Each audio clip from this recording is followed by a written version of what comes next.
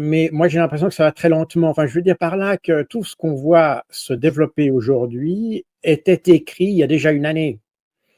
Donald Trump avait déjà annoncé ce qu'il ferait s'il était élu. Et ça, on le sait depuis sa campagne présidentielle. Alors évidemment, on sait qu'il est élu depuis novembre. Néanmoins, ça fait 3 mois qu'on sait qu'il est dans l'optique de résoudre le conflit en Ukraine. Alors, il y a eu la boutade, parce que je pense que c'est une figure rhétorique de dire qu'il voulait le résoudre en 24 heures. Mais assez rapidement, on s'est aperçu qu'il faudrait plus de temps et que manifestement, Donald Trump se cale dans cette idée des 100 jours dans lesquels il veut résoudre le problème. Donc, en réalité, aujourd'hui, on s'aperçoit en Europe qu'il y a une surprise, et vous avez parlé de Dieu éberlué, c'est un peu évidemment ce qu'on ressent quand on voit nos médias ici en Europe, mais en réalité, pour l'observateur consciencieux, eh bien, tout était écrit. Et ce qui est étonnant, alors de nouveau là je parle un peu avec mon ex-chapeau de renseignement, c'est que personne n'en ait tiré les conclusions ou les conséquences de ce qu'on a vu avant. Personne n'a essayé de voir quelles seraient les conséquences de l'arrivée au pouvoir de Donald Trump. Ils étaient dans un autre narratif, un contre-narratif, et ils n'ont jamais voulu en dévier. Voilà, tout à fait. On est resté complètement enfermé dans un narratif, et c'est finalement la conférence de Munich qui a créé une sorte de douche froide sur tous les observateurs. Puis tout d'un coup, on s'est réveillé, et puis on s'est dit ah tiens, il a une autre idée. Alors que ça fait des mois qu'on parle des initiatives, enfin Case Kellogg's, etc., qui essayent d'échafauder des plans. On parle de différentes options pour cette paix, etc. Donc vraiment, tout s'est développé sous nos yeux sans qu'on le réalise, et surtout sans qu'on ajuste nos violons. C'est-à-dire que tout d'un coup, on se retrouve après la conférence de Munich dans une situation où l'Europe, et quand je parle d'Europe, il y a 2 niveaux. Il y a évidemment le niveau de l'Union européenne, le niveau plus élevé, et puis il y a les pays européens. Et on s'aperçoit qu'à ces 2 niveaux, personne n'a finalement de plan pour répondre à l'évolution de la situation. Et ça, je trouve extrêmement inquiétant, parce que ça montre que le leadership, tant au niveau supranational qu'au niveau national, est totalement incapable d'anticiper les problèmes, d'échafauder des options pour les différents scénarios qui pourraient se produire, et finalement, tout le monde se trouve catapulté dans une sorte d'hystérie dans l'urgence. Et on a très bien vu la réunion que Emmanuel Macron a réuni en rapidité comme ça, avec une partie de l'Union européenne, avec des critères qui sont plus ou moins clairs. Il en a refait une deuxième parce que la première n'avait rien donné, bien évidemment. Donc on voit qu'on est dans l'improvisation totale, on sort les cartes des manches un petit peu de manière assez peu professionnelle d'une certaine manière. Et ça, je trouve, indépendamment de ce qui se passe à Riyad et ailleurs sur le plan des négociations, rien que cet aspect-là de leadership et de conduite de la vie politique de nos pays montre et témoigne d'ailleurs de l'incapacité de nos dirigeants à solutionner une crise. D'ailleurs, on arrive, et c'est exactement le problème qui se trouve, et ce à quoi se trouvent confrontés les Européens quand ils veulent parler à Donald Trump, enfin, aux Américains. Eh bien, les Américains disent, mais vous n'avez jamais été une partie de la solution, vous avez toujours été une partie du problème. Et effectivement, pendant les 3 ans qu'ont duré ce problème, et je pourrais même remonter avant, parce que en réalité, les Européens n'ont jamais essayé d'apporter une solution au problème. Ils ont essayé de combattre le problème, mais ils n'ont pas essayé d'amener des solutions au problème. Et c'est ce qu'on fait alors évidemment, depuis le 24 février 2022, on a des pays européens qui combattent le problème, au lieu de... Voilà. Il avait évoqué déjà cette idée en février 2024, si ma mémoire est bonne, et déjà à ce moment-là, il avait suscité la colère des autres pays européens. Il avait suscité même les Américains lui avaient dit que c'était pas du tout la solution qu'ils envisageaient, et que déjà à ce moment-là, ils avaient dit qu'ils n'enverraient pas de troupes pour, comment dire, appuyer cet effort français, parce que manifestement, la France n'est pas en mesure d'apporter seule, en tout cas, un effort militaire capable de faire retourner la situation. Donc, il est inévitable qu'à un moment ou à un autre, il faudrait d'autres forces, voire comment dire, une intervention américaine si la situation arrivait à dégénérer. Parce que les Russes considéreraient qu'à ce moment-là, la France devient un pays belligérant, ce qui est effectivement le cas. Alors Keir Starmer a dit, il a évidemment suivi, il a emboîté le pas d'Emmanuel Macron avec cette idée d'envoyer des troupes. Après, il a un peu réfléchi, il a vu que l'armée britannique n'est pas en mesure même d'envoyer ni des troupes ni du matériel en quantité suffisante pour affronter la Russie. Donc déjà là, on voit assez mal quel rôle pourraient jouer ces forces. Alors évidemment, on les met sous le label de maintien de la paix, mais je rappelle que maintien de la paix, ça a l'air d'être un peu un mot magique dans le vocabulaire européen. Alors, il se trouve que j'ai été chef de la doctrine et de la politique des opérations de maintien de la paix aux Nations Unies pendant 2 ans. Donc, et après ça, j'ai expérimenté ça dans le terrain aussi, mais je connais si vous voulez, la dimension politique du problème des opérations de maintien de la paix. Alors, sans faire un cours sur les opérations de maintien de la paix, il y a déjà une chose qui devrait apparaître déjà dans l'expression, c'est que quand on fait du maintien de la paix, on maintient la paix. Ouais. Donc ça veut dire qu'au préalable, il doit y avoir une paix. La paix, bien sûr. Voilà. Et par conséquent, l'idée de vouloir envoyer des troupes, c'est de nouveau combattre le problème, parce que si on a une paix et que les deux parties s'accordent sur le fait d'avoir des troupes pour maintenir cette paix, bon, là, on est dans quelque chose qui est assez conventionnel. Mais en l'occurrence, on veut envoyer des troupes de maintien de la paix sans passer par la case paix. Vous voyez? Donc, c'est là où il y a quelque chose qui manque un peu de logique dans cette affaire. Et techniquement parlant, ce que veut faire Macron, ce ne sont pas des troupes de maintien de la paix, mais ce sont des troupes d'imposition de la paix. À partir du moment où il n'y a pas de paix et que vous amenez des troupes pour amener des gens à faire la paix, vous imposez la paix. Techniquement, c'est ça. Une opération d'imposition de la paix signifie envoyer des troupes pour forcer les parties à se mettre à la table de négociation. C'est ça si vous voulez, une opération de maintien de la paix, c'est une opération qui s'effectue en aval d'un accord de paix, alors qu'une opération d'imposition de la paix se fait en amont d'un accord de paix. Voilà, aussi simple que ça. Et c'est ce que veulent faire les Britanniques et les Français. Parce que si c'était vraiment un accord de paix, il devrait y avoir l'accord des Russes. Parce qu'un accord de paix, ça doit se faire idéalement avec l'accord des deux parties. Évidemment. Voilà. Donc, quand on fait de l'imposition de la paix, on fait en réalité du combat. Oui. N'est-ce pas? On fait la guerre. Avant la paix, c'est la guerre. Vous prenez le problème dans le sens que vous voulez. C'est exactement ça. La paix par la force, c'est exactement ça. Donc, on entre en guerre avec la Russie. N'est-ce pas? Ça s'appelle maintien de la paix. Ça, c'est la jolie façade, si vous voulez, qu'on essaye de mettre. Mais en réalité, on va faire la guerre à la Russie. Et c'est là où la Russie a répondu, mais ça, ils l'avaient déjà dit il y a une année, donc on n'est pas dans quelque chose de nouveau. Ils avaient dit eux-mêmes, si vous faites ça, les troupes qui se trouvent sur le territoire ukrainien seront considérées comme des troupes ennemies, on les combattra comme des ennemis. Les Américains, et même l'OTAN à l'époque, avait dit que l'OTAN en tant qu'organisation, et c'est là où il est important, parce que je sais, sur votre chaîne, le mot OTAN revient souvent, mais pas toujours de manière, appropriée. Parce que l'OTAN, en tant qu'organisation, en tant que structure de commandement, de coordination, de force militaire, n'est pas en Ukraine. N'est-ce pas? Elle est certainement présente en arrière-plan au niveau politique, au niveau de la coordination de l'aide financière, etc. Et quoique même ça, c'est même pas dans les mains de l'OTAN, c'est dans les mains du groupe de Rammstein, qui est encore une entité différente.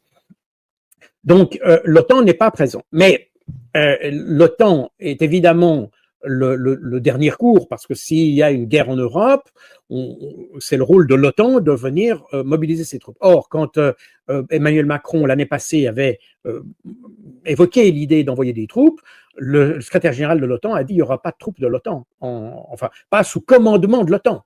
Il peut y avoir des pays de l'OTAN qui vont s'impliquer, comme par exemple la Grande-Bretagne, mais il n'y aura pas de commandement de l'OTAN. Et les Américains, à l'époque, avaient dit, et je répète exactement la même chose maintenant, il n'y aura pas d'article 5, c'est-à-dire que les États-Unis n'ont pas du tout l'intention de déployer des troupes en Ukraine, n'ont pas l'intention de se battre en Ukraine, et par conséquent, vous êtes seuls. Alors, les Russes ont clairement dit qu'ils ne voulaient pas d'intervention étrangère sur le théâtre des opérations ukrainiennes et qu'ils combattraient tout ça. Ce qui est étonnant dans cette affaire, c'est que cette position des Américains, de l'OTAN et la position des Russes est connue depuis plus d'une année. Oui. On revient dans la même chose que j'avais dite en introduction, c'est-à-dire qu'on a toutes les données du problème depuis une année et que personne n'a trouvé de solution alternative. On retombe systématiquement dans la même rhétorique, dans le même narratif, dans les mêmes propositions. On a l'impression que nos soi-disant élites sont incapables de trouver des solutions praticables pour les uns et pour les autres. D'ailleurs, comment pourrait-il proposer quelque chose soit praticable pour les uns et pour les autres à partir du moment où ils ne veulent pas parler aux Russes? N'est-ce pas? Les Américains, et on peut critiquer Donald Trump, il a sans doute des tas de défauts, mais il a au moins l'avantage de faire un pas en avant, quelque part, et de nous amener une case plus loin dans le jeu, si vous voulez. Et pour faire ça, eh bien, il a très bien vu qu'il fallait parler aux Russes. Alors, c'est intéressant parce que j'entendais une commentatrice récemment qui dit « les Américains mettent un genou en terre ». Non, les Américains ne mettent pas de genou en terre du tout. Et c'est là qu'est l'astuce, et c'est peut-être la raison pour laquelle les Américains ont cet avantage de pouvoir négocier. Parce que le changement d'administration qui a eu lieu au début, enfin mi-janvier, fin janvier, eh bien, donne l'opportunité à Donald Trump de dire « vous avez fait une guerre, c'est pas la mienne, je vais la terminer ». Et en réalité, la guerre qui est en train d'être solutionnée d'une manière ou d'une autre, on verra si c'est bien ou pas, par Donald Trump, ça n'est pas sa guerre. Par conséquent, il ne met pas de genoux en terre. Il dit c'est les autres qui ont fait quelque chose qu'ils n'ont pas été capables de terminer, qui n'a rien amené du tout, qui a dépensé de l'argent, qui a dépensé des vies humaines, qui a amené des destructions, sans apporter rien du tout. Et plus on a continué cette politique, que maintenant d'ailleurs Emmanuel Macron et d'autres essayent de perpétuer, plus on continue dans cette voie-là, plus on amène l'Ukraine vers le désastre.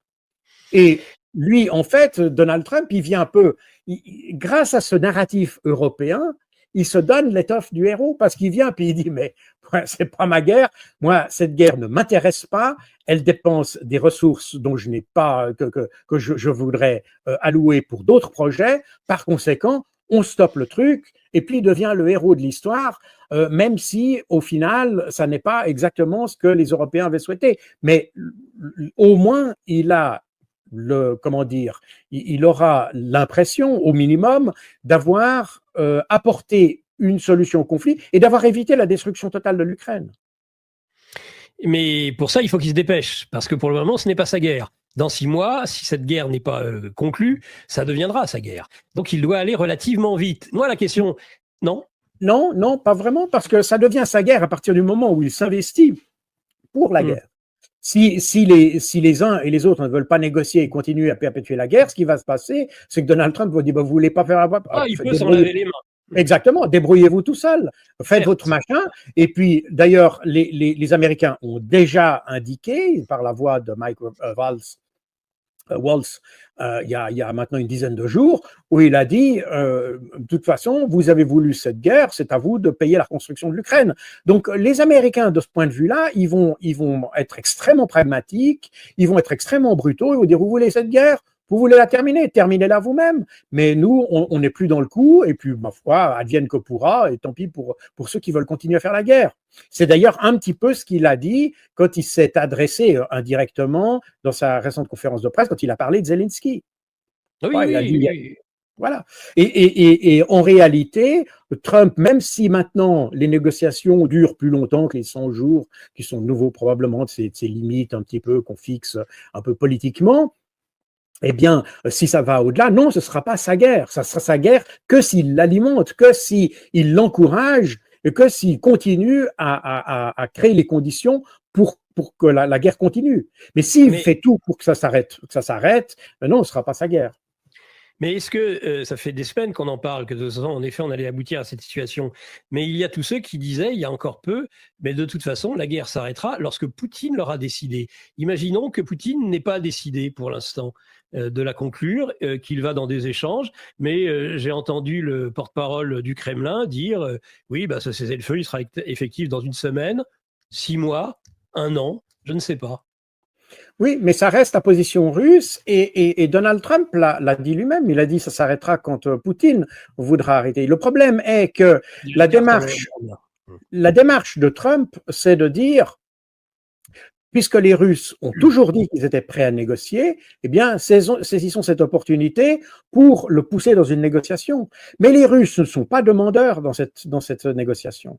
Et ça, c'est très important de le rappeler. Ils sont pas demandeurs. Le problème qu'il y a en Europe, c'est qu'on a créé un narratif sur une situation artificielle où l'économie russe s'effondre, où ils doivent démonter les machines à laver pour mettre les puces dans les missiles, qu'ils ont plus de chars, qu'ils ont plus de troupes, que tout le monde est démoralisé, etc., etc. Et on a toujours l'impression que la Russie est aux abois et que donc c'est elle qui va demander de résoudre le problème. Non, c'est pas du tout ça.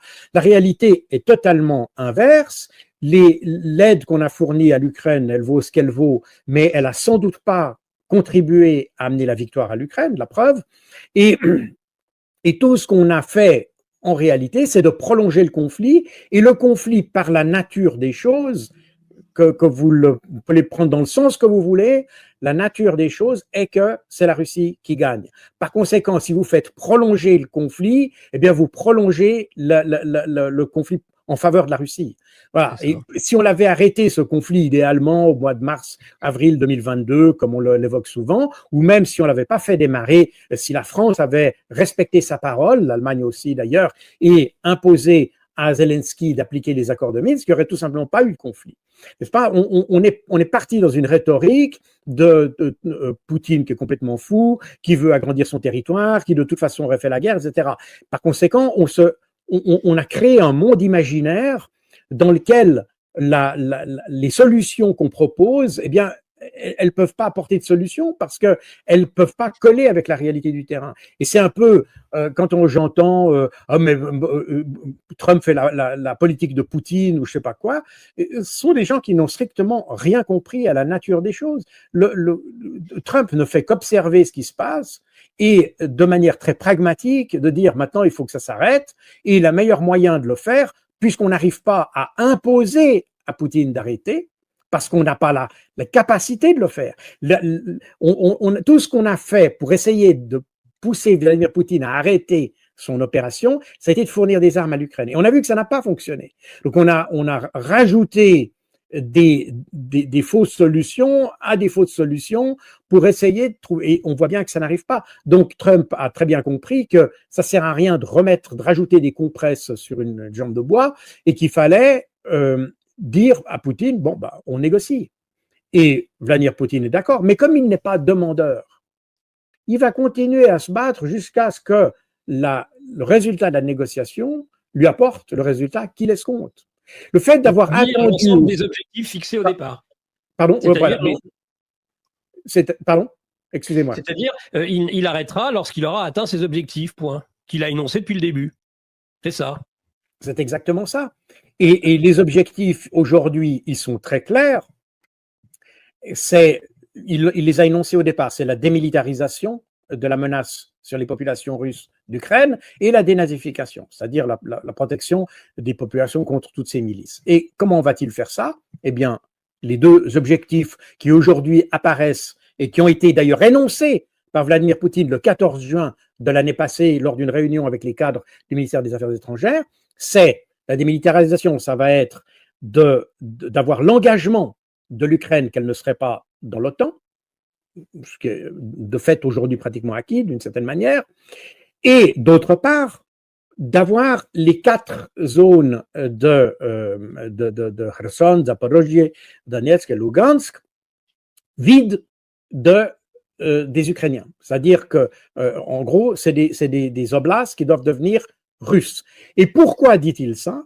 Eh bien, c'est tout simplement pour que la population russe, majoritairement russe, qui se trouve dans ces zones, ne soit plus l'objet des menaces qu'elles avaient lorsqu'elles étaient sous autorité ukrainienne et qu'on avait ces milices qui imposaient leur volonté et qui faisaient de temps en temps des massacres, etc. Donc, la dénazification, si vous voulez, ça va être ces 4 oblasts, d'une certaine manière. C'est comme ça qu'il faut comprendre ça. Et les 2 objectifs, démilitarisation, c'est la neutralisation de l'Ukraine, de nouveau qui n'est pas nouveau, ça correspond à plus ou moins ce qui était dans la constitution ukrainienne de 1991, puis celle de 1996 d'ailleurs, qui comporte à peu près les mêmes termes. Le terme neutralité ne s'y trouve pas, il y a dans aucun cas le terme neutralité. En revanche, il y a l'idée qu'il n'y aurait pas de troupes et de bases étrangères sur le territoire ukrainien. Et c'est ça que Vladimir Poutine a en tête, c'est d'éviter que l'Ukraine devienne, la nouvelle Ukraine, réduite ou pas, devienne un nouveau bastion de l'OTAN à sa frontière. Et puis la dénazification, eh bien, c'est tout simplement d'expulser toutes les nationalistes d'Ukraine et puis de ces 4 oblasts, et puis d'avoir la population russe qui est libre de vivre normalement. C'est sa vision, et c'est comme ça qu'il faut comprendre ces 2 objectifs et ces 2 objectifs, c'est important, ils sont pas négociables. Ces 2 objectifs, la neutralité de l'Ukraine et comment dire, le fait de libérer toutes ces 4 oblasts de présence ukrainienne ne sont pas négociables parce que c'est les conditions pour Vladimir Poutine d'entrer dans la négociation. C'est très important de le comprendre. Donc, s'il y a une négociation, les négociations qu'il y aura avec Trump, elles porteront sur quantité d'autres choses, mais pas sur ces 2 éléments, qui sont les 2 éléments de base pour que la Russie aille s'asseoir à la table des négociations. Donc, il va falloir attendre le cessez-le-feu, parce que pour le moment, les 4 oblasts ne sont pas intégralement reconquis par la Russie. Alors, tout à fait. Ceci étant, on pourrait imaginer que l'Ukraine, dans le cadre de l'acceptation d'un processus de négociation, décide de faire reculer ses troupes jusqu'à la frontière. Je pense que Vladimir Poutine avait probablement cette idée en tête, je n'en sais rien. Mais ça, c'est certainement une chose. J'entends. Là, les conditions qui ont été posées le 14 juin de l'année passée sont absolument claires. Il y a encore trop de gens, de nouveau, personne n'écoute ce que disent les Russes. Alors, évidemment, on peut être pour ou contre les Russes, Vladimir Poutine ou pas. Le fait est qu'aujourd'hui, c'est eux qui tiennent le couteau par le manche, et c'est donc selon leurs termes, que les négociations vont se passer. Si on avait voulu que ça ne se passe pas comme ça, alors il aurait fallu donner beaucoup plus d'armement à l'Ukraine, il aurait fallu mieux former l'Ukraine, il aurait fallu l'inciter à ne pas attaquer le 16 et le 17 février 2022 de façon à ne pas provoquer l'intervention russe, etc., etc., etc. Mais c'est pas ce qu'on a fait. Donc, résultat des courses, aujourd'hui, il faut comprendre que la situation, vue de la Russie, est plutôt favorable. Alors, ils perdent sans doute des troupes, tout ça n'est pas sans avoir un coût pour la Russie, mais d'un autre côté, il est clair que la situation, plus on avance, plus la situation, finalement, tourne en leur faveur. On a vu il y a quelques jours, lors de la réunion qui se déroulait à Munich sur la sécurité et qui a donné lieu à la leçon magistrale que le vice-président J.D. Vance a administrée aux Européens, une provocation manifeste des Ukrainiens avec la frappe d'un drone sur un des sarcophages recouvrant un des réacteurs de la centrale nucléaire de Tchernobyl. On a vu dernièrement les troupes ukrainiennes frapper un pipeline, je crois, qui en plus va à l'encontre des intérêts puisque ça, je crois que ça alimentait Israël via pas le Pakistan, l'Azerbaïdjan. Ce sont des provocations les unes après les autres. Jusqu'où pensez-vous qu'ils sont prêts à aller dans les provocations? Aujourd'hui, ils sont désespérés, les Ukrainiens. Alors, ce qui est intéressant, c'est que la frappe sur le sarcophage de Tchernobyl, quand vous regardez la carte, Tchernobyl n'est pas du tout dans la carte des opérations, si vous voulez. Donc, il n'y a aucune raison pour que ce soit une attaque russe, parce que ça n'est pas du tout dans dans l'axe des opérations russes. Donc, il est clair que c'est quelque chose qui vient de l'Ukraine. Et incidemment, d'ailleurs, quand vous entendez le discours de Volodymyr Zelensky à la conférence de Munich, il parle de provocation russe sur des centrales nucléaires. Donc, on voit bien que là, il y a une concomitance. Zelensky essaie de jouer. Mais voyez, il faut placer ça dans le contexte général. Le problème est que Zelensky, aujourd'hui, voit le terrain se dérober sous ses pieds, d'une certaine manière.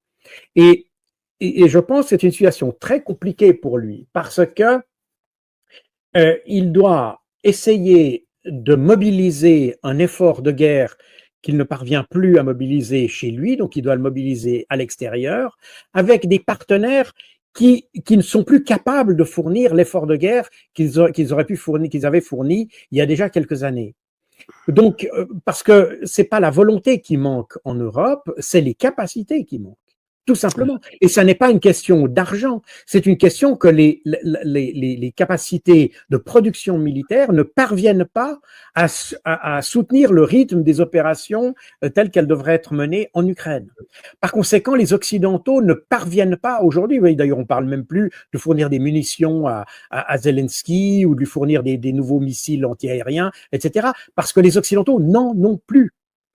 Et donc, c'est un peu ça qu'est aujourd'hui le problème de Volodymyr Zelensky. Et pour lui, si vous voulez, dans la situation où il est, son seul recours, c'est finalement que l'Europe envoie des troupes sur le terrain ukrainien pour combattre la Russie.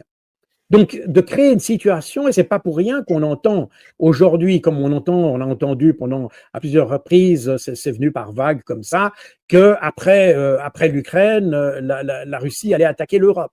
Par conséquent, l'idée, qui a d'ailleurs été évoquée par de nombreuses personnes, y compris par Emmanuel Macron, c'est de dire que défendre l'Ukraine, c'est défendre l'Europe. Et que c'est une menace vitale, et que la Russie fait porter par son attaque contre l'Ukraine une menace vitale contre la France.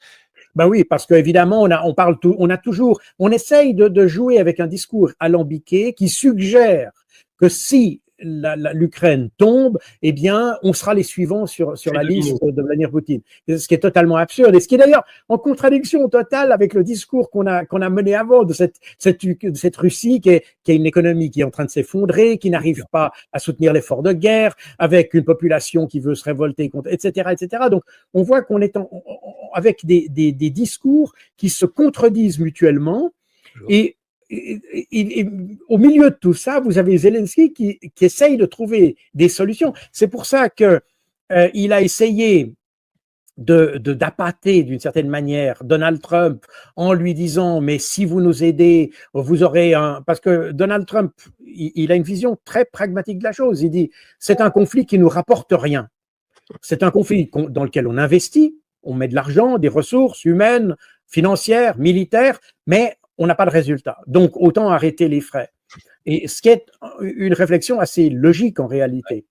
Mais évidemment, ça laisse penser que Donald Trump voit dans ce conflit une sorte d'opération entrepreneuriale, si vous voulez, et qu'il doit en retrouver un résultat. Et c'est la raison pour laquelle Zelensky a proposé à Trump de lui fournir des terres rares en échange de son aide militaire. Partant de l'idée que Trump refuse de fournir d'aide militaire parce que c'est pas rentable. Et par conséquent, Zelensky a essayé de trouver un artifice en lui disant si, ça va être rentable de nous fournir. Parce que c'est Zelensky qui a proposé, c'est pas Trump. Ici, beaucoup de gens qui disent l'inverse, parce qu'ils essayent de faire montrer que Trump est un homme d'affaires, qu'il essaye de faire du business, etc. Alors, Trump est un homme d'affaires incontestablement parce que ce qui s'est passé, c'est que ce qu'il a dit à Zelensky, ce qui est assez amusant d'ailleurs qu'on n'ait pas relevé ça ou que personne ne l'ait vraiment relevé, c'est que quand Zelensky a offert de ces terres rares en échange d'une aide contre de Trump, Trump a dit oui, on accepte les terres rares, mais ce sera en paiement de ce qu'on a déjà fourni, pas en paiement de ce qu'on va fournir. N'est-ce pas? Et le contribuable va revenir dans ses sous. C'est assez amusant ça. Personne n'a relevé ça. Mais l'idée de Zelensky, c'était dire vous continuez à nous aider et en échange on vous donne des terres rares. Trump a dit non, les terres rares on prend, mais ce sera en paiement de ce qu'on a déjà versé. Et il est arrivé avec le chiffre de 300 milliards, qui est probablement un chiffre très exagéré, mais qui tient probablement compte de l'aide fournie par les États-Unis depuis 2014 ou par là autour. C'est peut-être pour ça qu'il a un chiffre aussi élevé de 300 milliards qui est évoqué. Donc voilà. Et Trump, je pense qu'il a fait ça. Je pense pas qu'il s'attendait à ce que Zelensky lui dise c'est très bien, on va faire comme ça, parce que Zelensky il a rien à gagner dans cette affaire, il a qu'à perdre dans cette nouvelle donne si vous voulez. Mais je pense que Trump a voulu lui montrer que c'est lui qui décide les choses et pas Zelensky. Et par conséquent, si tu veux m'influencer, il faut trouver de meilleurs arguments que ça. Et si tu veux me proposer un deal, c'est moi qui te le propose, parce que c'est moi qui suis en position de faire un deal. Et c'est d'ailleurs dans le même état d'esprit que dans la mouvance ou le sillage de la conférence de Munich, les Américains ont fait circuler une espèce de questionnaire aux pays européens pour savoir dans quelle mesure ils seraient prêts à intervenir en Ukraine. Et je ne sais pas ce qu'a donné les résultats de ce questionnaire, mais ce questionnaire donnait un peu l'impression que Trump voulait considérer un peu les Européens comme des vassaux d'une certaine manière. Vous comprenez, le problème est que le leadership européen n'a jamais, durant tout le conflit d'ailleurs, il n'a jamais montré qu'il était aux commandes. C'est sûr. Ni au niveau de l'Union européenne, ni au niveau des pays d'ailleurs. Et on n'a vu aucune initiative, comme j'ai dit tout à l'heure, pour résoudre le conflit. Donc à partir de ce moment-là, quand vous regardez l'Europe depuis les États-Unis, vous dites mais ils font quoi exactement? Parce que ils cherchent l'escalade. Ils cherchent l'escalade, mais à leur détriment. Puisque c'est pas un mystère, puisqu'aujourd'hui même, au sein de l'Union européenne, certains pensent remettre en place, le Danemark a donné l'autorisation à la Russie de faire une évaluation des dommages sur Nord Stream. Donc, on voit que les Européens commencent à réfléchir, à rétablir les relations d'une certaine manière, parce qu'ils s'aperçoivent bien que les sanctions qu'ils ont prises, peut-être bien qu'elles portent préjudice à la Russie, mais elles portent surtout préjudice à leurs intérêts. La Russie, elle a très bien compris avec les sanctions qu'il fallait couper les ponts avec que l'Europe voulait couper les ponts de manière définitive, et les Russes, ils ont changé leur fusil d'épaule, ils ont deux partenaires qui valent très largement l'Union européenne en tant que marché pour les hydrocarbures et d'autres choses, c'est l'Inde et la Chine, et les Russes ont changé leur fusil d'épaule dans cette direction. Et pour eux, l'Europe n'est plus du tout un marché intéressant, d'autant plus qu'ils savent que même s'ils se revenaient à être fournisseurs de l'Europe pourrait instantanément, comme ils l'ont fait le 24 février 2022, rechanger leur politique et dire qu'ils arrêtent tout. Donc c'est un partenaire peu fiable et les Russes n'ont aucun intérêt. Mais les Européens, eux, reviennent là-dessus. Par conséquent, on voit bien que les Européens n'ont à aucun moment, pendant les 3 ans qu'a duré ce conflit jusqu'à maintenant, les Européens n'ont jamais eu l'initiative au niveau diplomatique, jamais. Ils n'ont jamais eu la maîtrise des sanctions, parce que, je rappelez-vous ce que disait Bruno Le Maire le 1er mars 2022, que les sanctions devaient mettre la Russie à genoux. Or, aujourd'hui, on est au 16e paquet de sanctions, et apparemment, ça ne dérange pas plus la Russie que ça.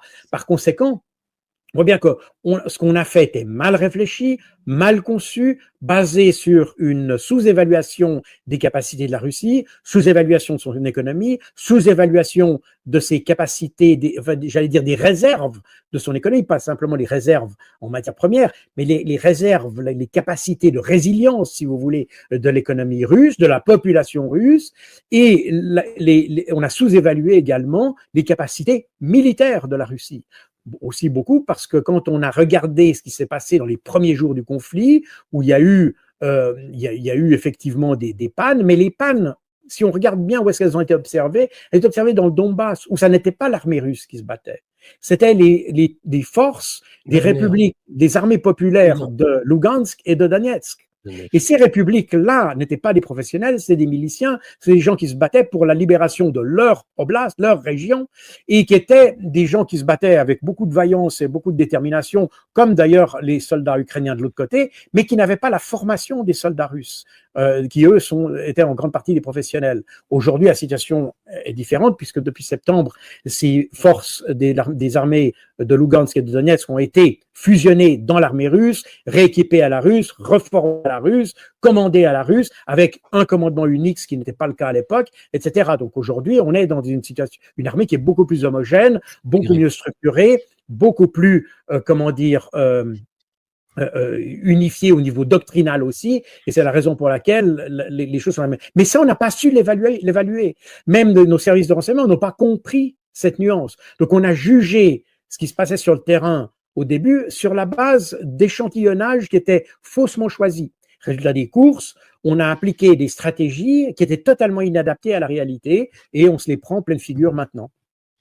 Voilà donc l'état des lieux. La chaîne de monde multipolaire rappelle qu'il y a de la place pour un monde multipolaire plus juste. Nous n'encourageons pas la violence et souhaitons vivement le retour de la paix.